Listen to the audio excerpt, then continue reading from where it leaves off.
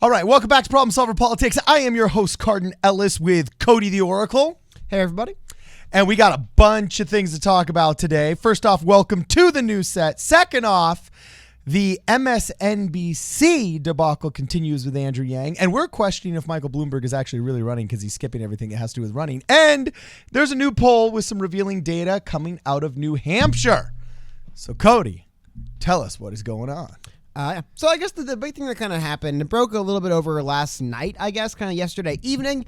And as far as I know, we're still waiting for a bit more clarity. So recap of what happened is a couple articles dropped last night around the same time. One from Washington Examiner, right here. It says, a person at MSNBC familiar with the matter told me that the network issued a private apology to Andrew Yang this weekend regarding their coverage. However, a spokesperson for the campaign said the network hasn't been in touch. That was weird. Politico also wrote an article on this. In the Politico article, I believe they mention here. So it says a network source said Saturday's call was initiated by the network and that MSNBC offered a broad apology to the campaign while reiterating he has a standing invitation to come on shows. Okay. It struck me as kind of odd because I was like, well, if that's the case, why is Andrew Yang, is MSNBC really going to call him, apologize, offer him an invitation, and then say, but we want to apologize on air? It doesn't make any sense, right? But then we noticed something happening, I don't know, about an hour or two after these articles start getting published, because I was reading this article going, well, that's weird. If MSNBC called Yang and apologized, and actually you'll notice in the paragraph under they've since edited it, Andrew Yang actually responded to every single one of these articles and said, thanks, Eugene. MSNBC has not apologized to my campaign, nor did they initiate the call. We have another one here. I can guarantee there's been no apology. Oh, geez. And then he said, FYI, MSNBC did not apologize to the campaign and did not initiate the call. Don't let them spin it otherwise. For a little bit of clarity. He literally just gave a euphemism for fake news. Yeah, don't let them spin it otherwise. And then for a little bit of clarity, Zach Grauman actually did just, the campaign manager for Andrew Yang, actually just tweet out, there was no apology and we called them. So just to get so as we know the facts right now, somebody who is being described as a person at MSNBC familiar is lying, I guess? Lying, or is it? Because here's the thing about the media, too. Dude, I'm loving this. They're calling him out. No, but you could say it is just like it could just be spin. Now, I don't understand how you spin they called us instead of we called them. I don't get like it was a matter of you know what? If MSNBC called, left a message, and then that message wasn't returned, then Yang calls back, maybe they could claim we initiated contact. You know what I mean? But it is really bizarre to see the Andrew Yang come out and basically say, no, whoever told you this is actually lying. That is interesting. I didn't expect him to come out and reiterate, no, this is wrong. They did not reach out and they never apologized. Because a network source said that they did initiate and they offered a broad apology. So what we have here at the very least is miscommunication. Seems more like MSNBC's actually lying, or a source familiar with the incident at MSNBC is actually lying, which is crazy. Again, looking for a little more further clarity on this, but at the moment, this is where we stand. Where, I mean, this is a pretty, I would say, like you said, it's a pretty broad refutation. They did not apologize and did not initiate the call. Both of the claims MSNBC's person made. So, that's all I got right now in the situation, but I'm sure more will be coming out as we speak. Dude, this is so funny, though, because it reminds me of, I had a lot of friends who were Canadian when I was in New York, okay? I mean, they're still my friends to this day. But what's hilarious is, you're really in hot water if the Canadian calls you a jerk, Cody. You know what I'm saying? Is just that like, true, though? If the guy from Boston calls you an a-hole and then releases a string of profanities, you guys might be hugging the next day, okay? But if the Canadian goes so far as to call you a jerk, then, you've really crossed the line because they're just so nice, Is that true, though? I've heard it's like not... Okay, it's probably an inflated stereotype. Actually, I can tell you it's an inflated stereotype. But that is the stereotype, all right?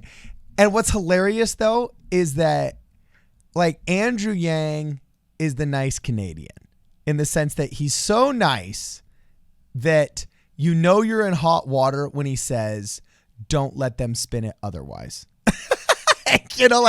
That's his. While Donald Trump is out there saying, hey, fake news, and just dumping on these people, Andrew Yang's saying, don't let them spin it otherwise. Well, and it's if you've gotten to the point, I've never seen him speak in command form in an unpositive way on his Twitter feed.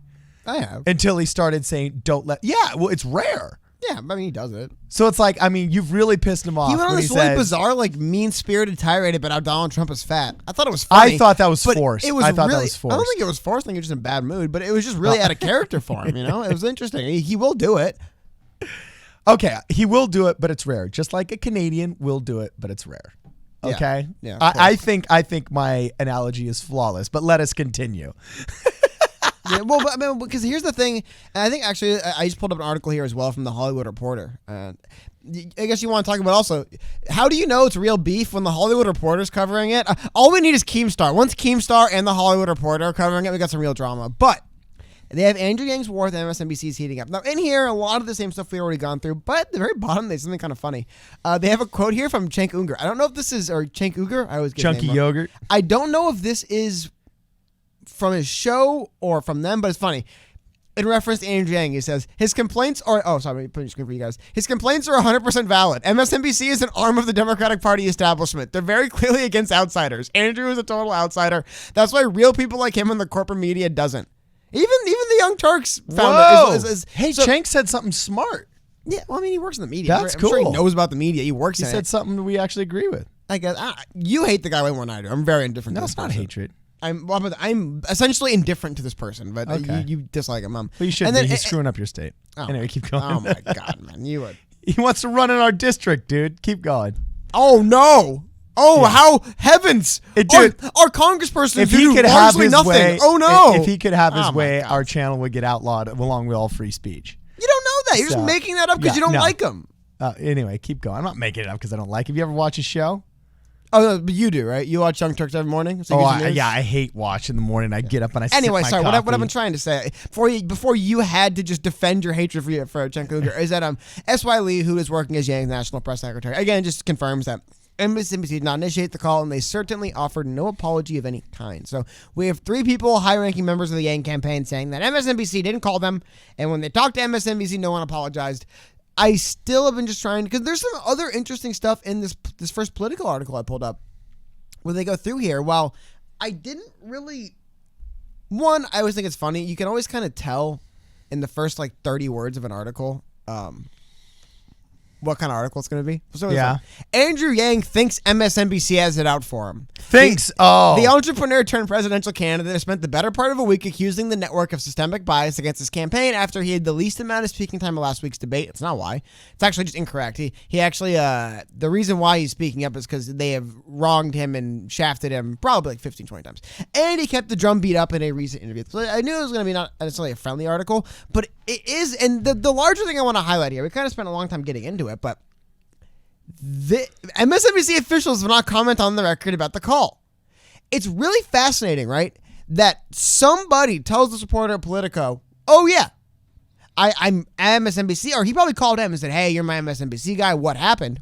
Oh yeah, we called the Yang campaign, we apologized. Because I have to admit, when I read this paragraph and the Yang campaign hadn't backed down, I said they look kind of unreasonable. If they called and said, look, we apologize, we will apologize on air if you come on, will you come on? That'd be unreasonable. And then we find out, we come to find out, this is just a lie. Whoever said this just made it up. Well, also, I got a problem with that. Misframed it intentionally. But the thing that's crazy is that's where the misinformation of this whole incident doesn't come from any particular reporter or it comes from some anonymous source who told 2 different reporters that this thing that happened differently than it really did. And that, like I said, a lot of people, when people say the media isn't lying or they're not making stuff up, yeah, you're not making something up if you said MSNBC had a call with Andrew Yang and they discussed an apology. That's 100% true. They just frame it in a way that's not true. They didn't initiate the call, and it wasn't, according to the Yang campaign, it was not initiated. According to the Yang campaign, it wasn't a broad apology. Okay, well, yeah. I got a problem with this also in the same way Sam Harris had a problem with, I believe it was Variety or Vanity Fair, wrote a hit piece on him. I mean, we were just talking about Cenk earlier, and I don't have a problem with Cenk or the Young Turks. I have a problem with intellectual dishonesty. And all you need to know is watch the interview with Cenk and Sam Harris. And there's, besides just the intellectual honesty, there's an interesting section where Sam Harris talks about how he had a hit piece done with him on Vanity Fair. And he called the Vanity Fair to say, hey, you guys need to correct the record. And they said, oh, well, you're welcome to write a rebuttal. Right. And he said, wait, so you're telling me that you can write hit pieces about people and then say, you're welcome to give me free content in order to defend myself, to further enrich your publication, I've literally just incentivized hit pieces, financially incentivized hit pieces. So my only beef with But this that whole goes back to the beginning of print. Hit pieces have always been. Yes. Why do you think? What, you think there's no financial incentive to diss tracks? Bro, like there's a financial incentive. No, that's not what I'm saying. But I'm saying in America, we have always viewed ourselves as being held to a higher standard on many fronts. One of them being our democracy. Yes, governments have gained power and been non-transparent with it and killed their own citizens in pursuit of that power. We don't condone that in America and have set up a system. We don't? Well, not until the Obama administration. Oh we my did. God! Sorry, I forgot. Hey, rendition, that's Obama's boy. Rendition is Obama's boy. You can't fight that, brother.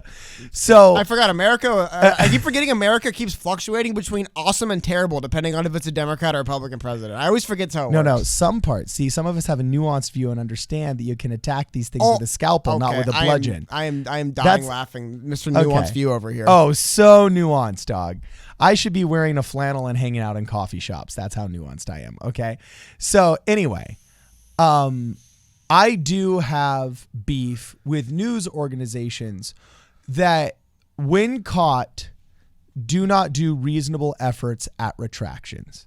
You know what I'm saying? And NewsGuard rates the organizations that they monitor on that exact same thing. Like, do they issue official retractions? Because I have no problem with the John Yang thing. Okay? As long as you actually go back and do a decent job saying, yeah, look, we screwed up. Okay? Because you and I both know, Cody, we've said stupid stuff on air when we've gone back and thought, whoa, holy smoke, I totally misspoke. But a lot of times they do issue retractions. The problem is the retraction comes late. I would almost argue retractions aren't that big a deal. I'd rather you issued less retractions and did more checking before you publish. Oh, true. That's a good way of putting it. Because here's the thing. They, for example, I read this Politico article yesterday. I thought I knew what was in it. Turns out I didn't know what was in it because they had to go back and add a bunch of stuff in here after the fact to clarify what actually happened. I didn't think I had to go back and reread the next patch to the Politico article. I kind of thought I read the article. But no, I hadn't. Yeah. I had missed. Now, thankfully, I read Twitter and I was watching this stuff happen in real time. But if I had just yesterday, but haven't, been waiting for coffee, had this come across my Twitter feed, read the article and not thought about it again, I wouldn't have known about the stuff for maybe until it became another issue.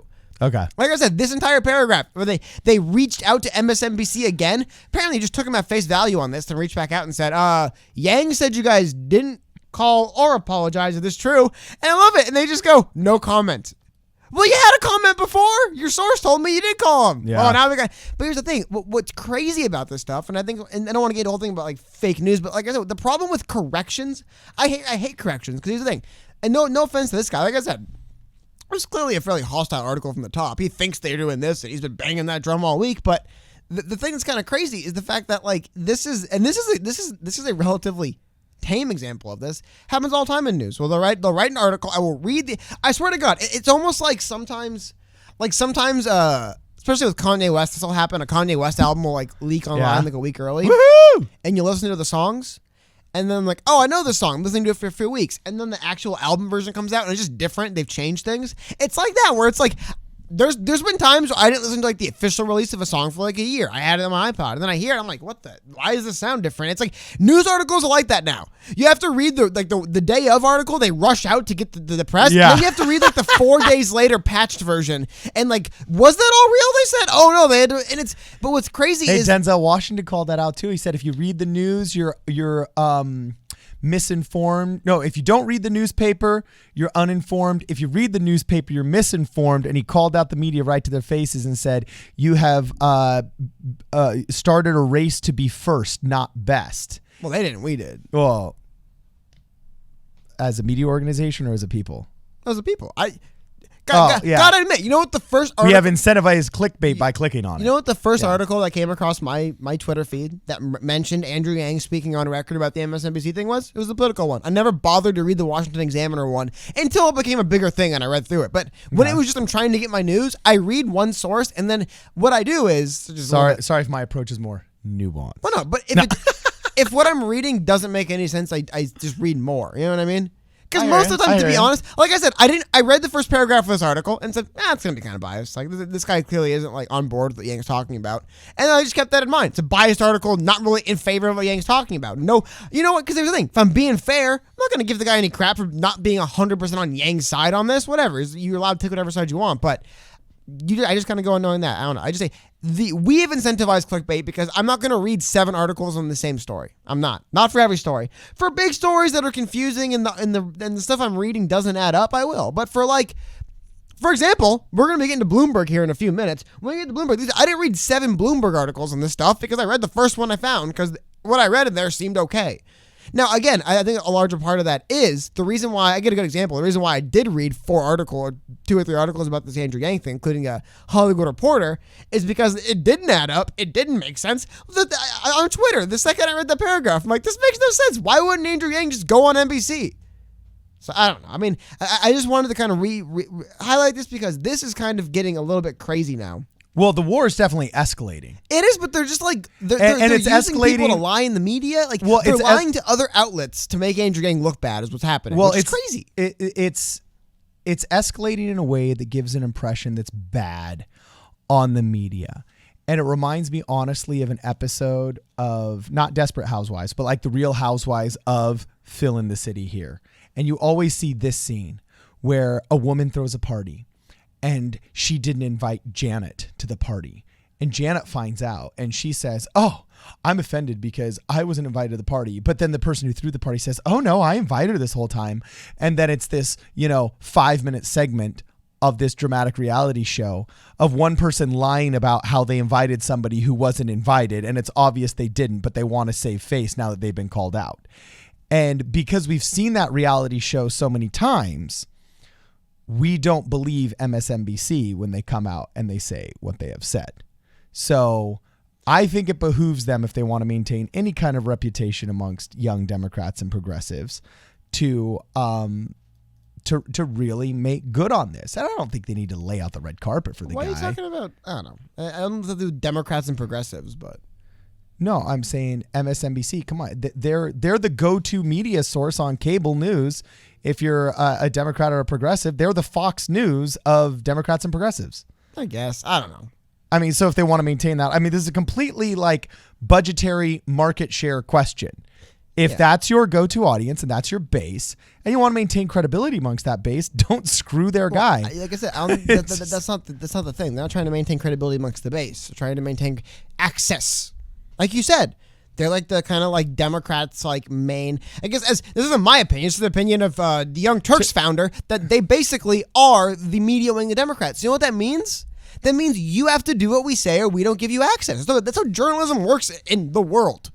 You do what we say. Dude, you ever notice? We used to be principled, Cody. We used to principled? Yeah, that's why movies... We used to be principled. No, we didn't. No one ever was principled. We were more principled. No, we weren't. No, our media was better 20 years ago. No, it wasn't. That's such a joke. Are you kidding me? No, you don't remember 20 years ago. No, but dude, who do you think taught the people in media today? They just woke up one day and said, I'm a journalist? They were instructed and mentored by the people who were in media 20 years ago, who were hacks, who were doing this stuff back then. There was no Twitter. There was no way to explain what was going on to people. You just read your newspaper and said, wow, that's crazy. And there was better ethics in journalism. If you're trying to convince me that baby boomers ruined America, sold. No one ruined anything. Sold. This has been forever, man. That's how it's how access journalism's always worked. It's always worked forever. It's why movies always get good reviews. It's weird.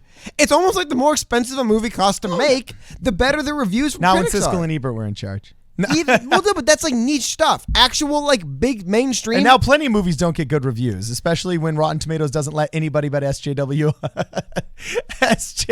reviewers review it. Dave Chappelle's got 0 out of 5 for the first 48 hours. Paid critics who rely on access. Okay, look. So I understand there has what I'm always saying been... is this. It makes sense for them to do what they do, is all I'm saying. Okay. Yes. And I do agree that there has always been, there's always been this challenge in media to wonder who's funding it. Perfect example was William Randolph Hearst running all of the newspapers, not allowing Citizen Kane to be shown in any city for any theater that ever wanted to get another movie review. All right. So yes, we do know that ownership in media used to be worse. is in some aspects, but in many ways, especially in the ethics of the individual journalist, they were more ethical. Partly because there was less access to forms of publication. So the cream of the crop, that meritocracy generated better journalists because there couldn't be as many. There was only 3 broadcast channels. There was ABC, CBS, and NBC, and they all competed with each other. So that's why Walter Cronkite was able to grow and become the great anchor that he was. But now there's 30 outlets that need 700 anchors, and you can't tell me that the meritocracy is producing a top 700 that is as capable, transparent, honest, or whatever you want to call it as the original gangster Cronkite was. All right. So yes, some of it is a natural flow of technology, but also some of it I think is plain old moral. I feel like people are not as, I think there's almost now an we used to at least do a better job of faking that we were trying to be unbiased, and there were people that actually didn't want to have their bias shown in media, whereas now it's just expected that there's bias. That is a cultural change. I would agree 100%. What changed is the audience and the culture and what we want. Because we're to blame. Because what we want changed, how the media works changed, so how it's corrupt has changed. It's always been corrupt. It used to be corrupt different. Now it's corrupt in the way it is currently corrupt. Like, there's a sense that's like, oh, they didn't do this 40 years ago. It's like, well, they did other things, though. It's not like they just were. The sense that, like, in reverse, pure. In the future, bad. Makes no sense, dude. Everything. I wasn't saying in reverse pure. I just gave you an example of Citizen Kane and William Randolph Hearst. What I'm saying is, largely, when you're talking on, like, a larger scale of, like, what's actually happened over an extended period of time, we're in the middle of 100 years ago. Like, it's still in the middle of all of it. People are lying to us at the top. Like, basically, a great example is the White House, because it's just so simple chain of information. Someone in the White House makes a decision, right? Be it the president, the vice president, secretary of state, whoever, right? Somehow that information has to get to a person who is designated to release it to the media. They then release it to the media then decides how they give it to us, right? That chain of information has always been from the top down, and we're always at the bottom. So it always gets screwed with on the way through there. It's the reason why social media has changed it, because now with social media news, it's the bottom up. It's, I saw someone just get stabbed and I recorded it. So the media isn't spinning it as chaos in the streets. It's like, nah, dude, it was crazy. Some guy just ran up and stabbed someone and ran away. Everyone knew what happened. That's what actually happened. However, when what happens is the only person with the information to release is the police commissioner, who gives it down to their public information person, who gives it to the media, and it comes to you as chaos and madness in the streets. Oh my God, the city's burning down. But social media is allowed, and we've kind of gone off topic, but the larger point of this video is that social media allows, and look, this basically fake news went out about Andrew Yang, and he replied within minutes to basically every single article and tweet about this, reaffirming that is not what happened. In seconds, he did this, or I think minutes. Because I remember just a little bit of funny thing. I remember reading the Political article, and then I was like, "Wow, is Andrew going to comment on this?" And then he retweeted the Political article. I'm like, "Yeah." So he agrees, and then he commented like, "They did not apologize." I'm like, "Oh, okay." Because I'm like, "Dude, you look bad." If MSNBC calls you and profusely apologizes, like, "Come on the network, please," and you're like, "Nah, I'm not going on." So that was it. But like I said, I think this is what's interesting is because it used to be, I read this Political article, or I read this whatever article I read in the news, and then a week later, the next article comes out and says that actually that didn't happen. I think it is really interesting. And it's like, oh, what? It's just now it happens in real time. So we are seeing it happen in real time, so it feels worse.